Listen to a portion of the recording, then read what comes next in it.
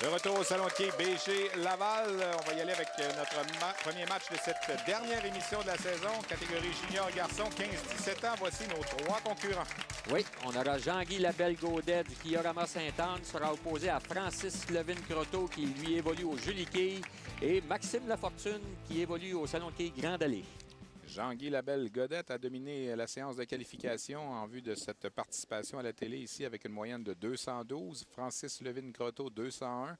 Et Maxime Lafortune, 197,8, a coiffé par une quille seulement Jason Jaffrey, qui est venu donc tout près là, de se qualifier. Dès le départ, donc, pour Francis Levin-Croteau, c'est un abat, lui qui évolue au Salon de quai Joliquet.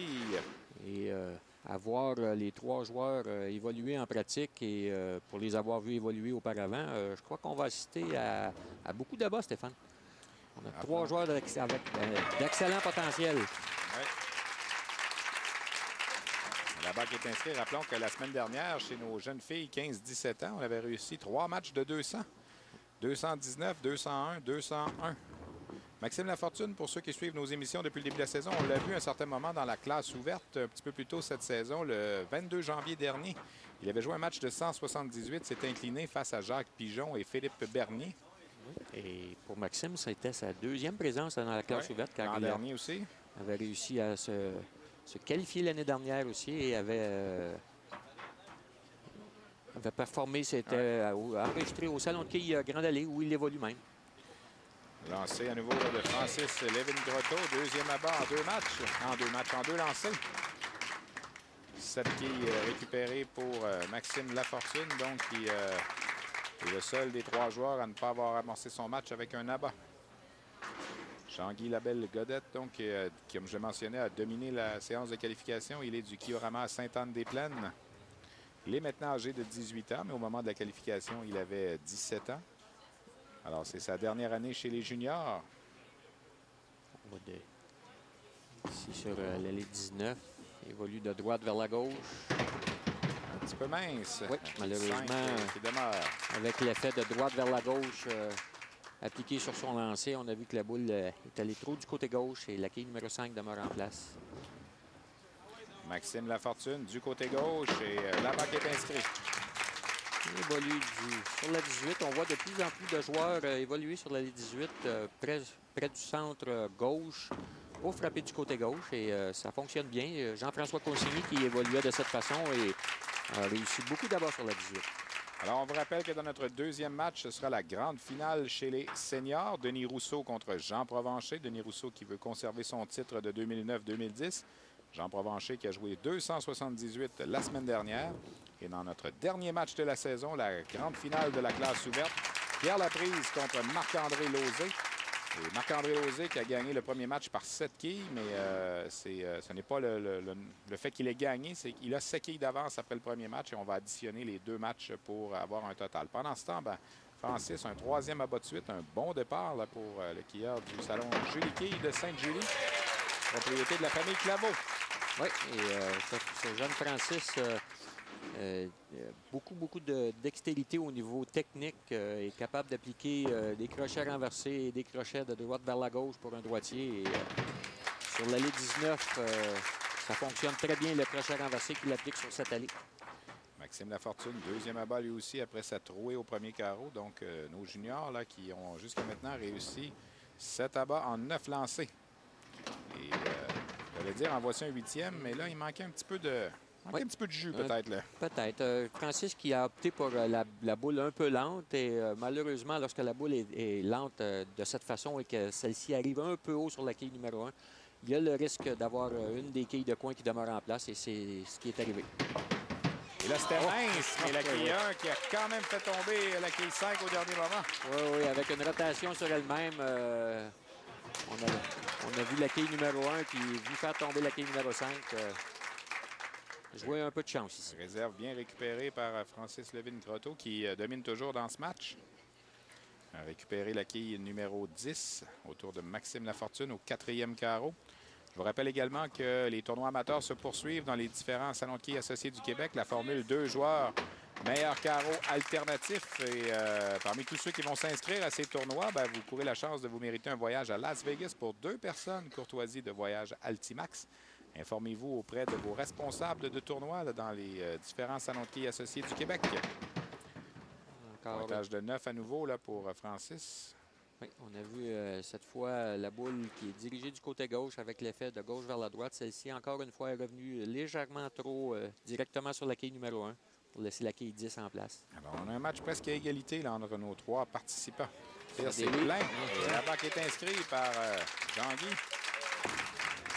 Oui, au dernier moment, la déviée. Belle réserve récupérée. Belle technique hein, du Oui. Francis Levin-Croteau. Oui, ce jeune homme semble exactement savoir ce qu'il fait sur les allées. Choisit les bons points de départ, effectue des lancers de qualité depuis le début du match. Maxime Lafortune, 3 abats consécutifs là, après sa trouée du premier carreau. Tire de l'arrière dans ce match, mais pourrait se rapprocher dangereusement là, avec un 4e abat de suite. Voilà, c'est fait. Donc, belle performance de nos juniors garçons jusqu'à présent. On est à mi-chemin dans le match. On s'arrête pour une pause. Vous regardez Québec Quilles à l'antenne de RDS. Voilà la situation à mi-chemin dans le match. On est presque à égalité là, avec nos 2 concurrents là, qui sont sur des doublés. Jean-Guy Labelle-Godette et Maxime Lafortune. Francis Levin-Croteau, lui, a démarré le match avec 3 abats, 2 réserves à ses 2 derniers tirs. Et on a 11 abats en 15 carreaux depuis le début, Stéphane. C'est beaucoup d'abats. Ça monte bien à nouveau et les quilles se bousculent dans le puits. 118 au 5e, un abat en banque au 6e là, pour Francis Levin-Croteau. Jean-Guy Labelle-Godette a joué de chance un peu sur son dernier tir sur l'allée numéro 19. Un abat un petit peu chanceux. C'était mince comme tir et finalement les 10 quilles ont cédé. Mais là, c'est beaucoup trop mince et là, on se retrouve avec l'écart.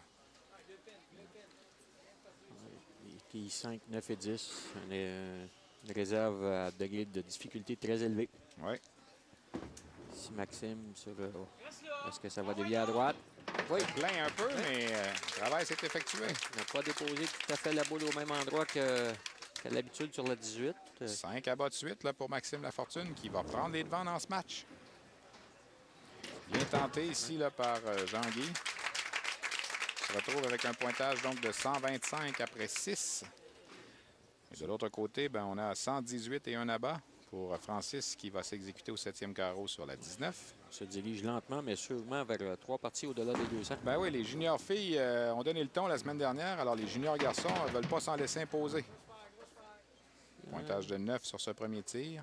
On a un bon lancer quand même de la part de Francis. On a vu la boule arriver raisonnablement au bon endroit, mais manquait un peu d'efficacité. Alors Jean-Guy Labelle-Godette, 190 de moyenne au Kiorama Sainte-Anne-des-Plaines. Francis Levin-Croteau, 234 de moyenne au salon de quilles Julie Quille.